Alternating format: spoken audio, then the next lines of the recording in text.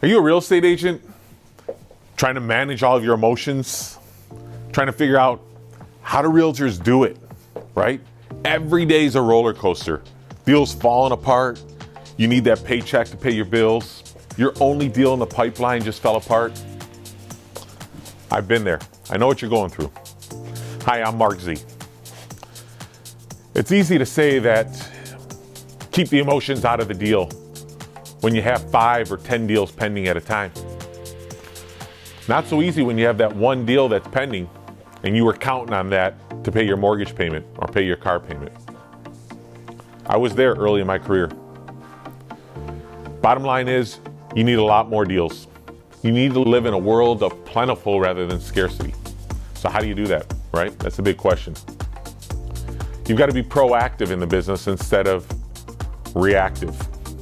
Instead of being passive and waiting for business to come to you, especially when you first get in the business, right? Most people don't even know you're in real estate, and the ones that do, they're not going to trust you.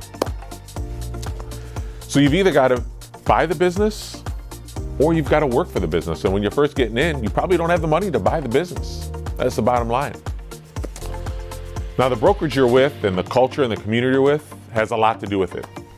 If you're not in a culture or in a community where other people, other like-minded individuals are proactively going after the business, it's going to be hard for you to be able to do it unless you have a mentor or a coach, somebody that's going to be able to lead you and hold you accountable.